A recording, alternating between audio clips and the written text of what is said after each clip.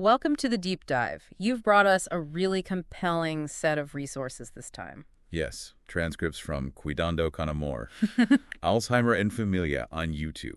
Very personal stuff. It really is. A direct look at, the day-to-day realities of caring for someone with Alzheimer's. Absolutely. And what jumped out at me immediately was just the sheer amount of, practical wisdom in there. Wisdom from lived experience, right? Not just the textbook stuff. Exactly. Real-world problem-solving, stuff they figured out along the way. And that's really our goal today for you, our listener. If you want that solid, quick understanding of managing Alzheimer's, maybe even influencing it, without getting bogged down.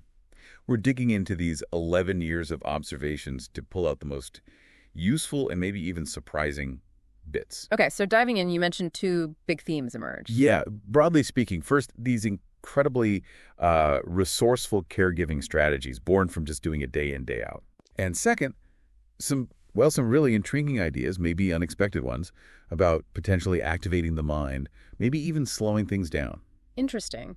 Let's start with theme one then, the practical caregiving side. Medication came up early on, didn't it? It did. The caregiver observed some pretty negative side effects in her mother. Like what specifically? Headaches, nausea, agitation, things linked to meds for sleep, but also those meant to, quote, slow down Alzheimer's. Right. And the caregiver made a call there. A big one. She decided to stop those particular meds, especially after finding her mother was hiding them anyway. Which is a whole other story we'll get to. But the key was, this was possible because the mother didn't have other conditions needing those specific drugs. Precisely. No high blood pressure, no diabetes, where stopping would be dangerous.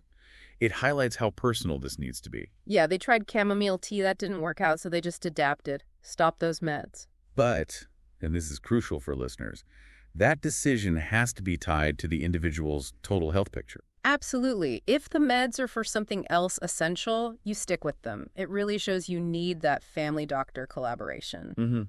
Constant observation, open communication, it's a delicate balance. Okay, another huge practical challenge. Nighttime wandering. So common. And the strategy here was, quite clever, I thought. Not about stopping it completely. More about managing the environment. Exactly. Securing dangerous spots, the main door, the kitchen, but leaving safe areas open. Like the bedroom, hallway, living room, bathroom? Yeah.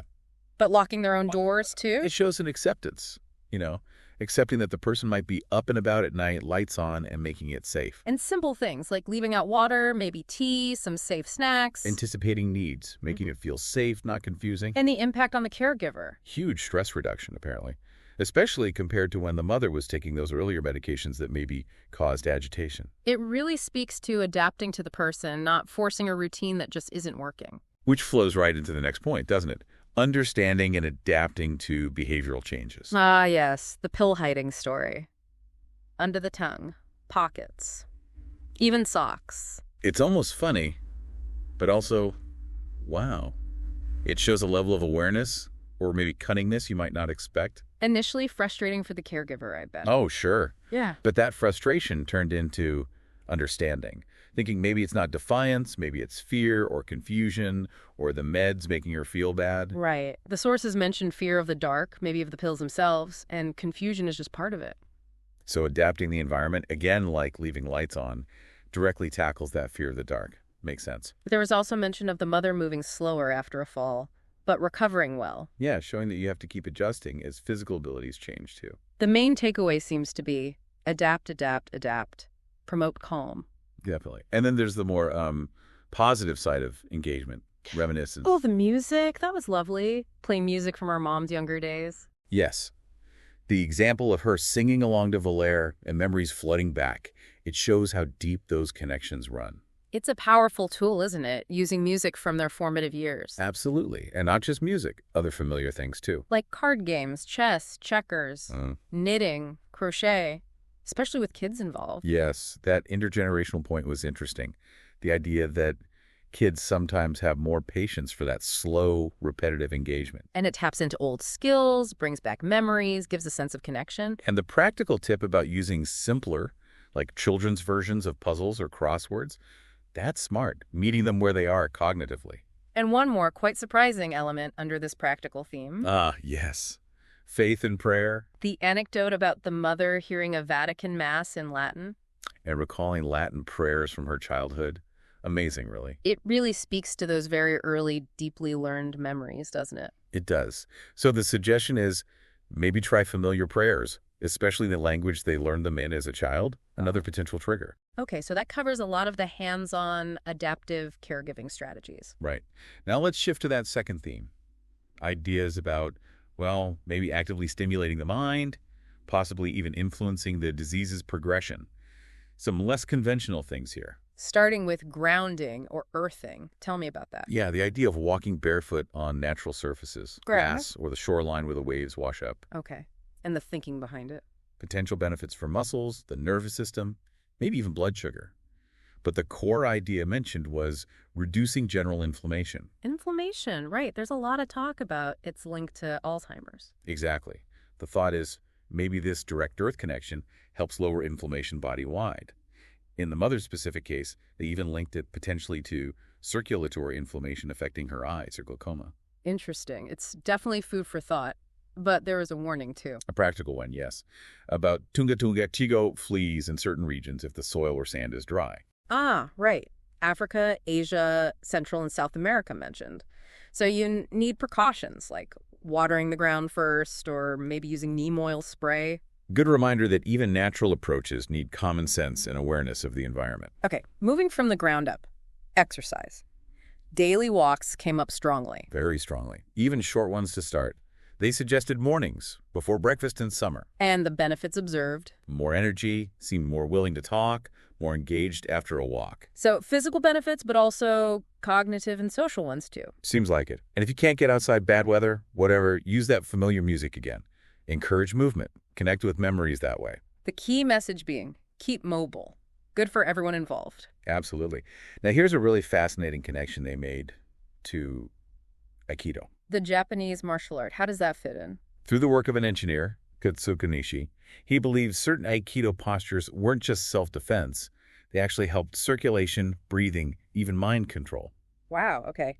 Specific physical postures influencing cognitive function. That's the idea presented. And it ties into a broader Eastern philosophy mentioned, Which is? that aging isn't automatically decline. It's a natural process.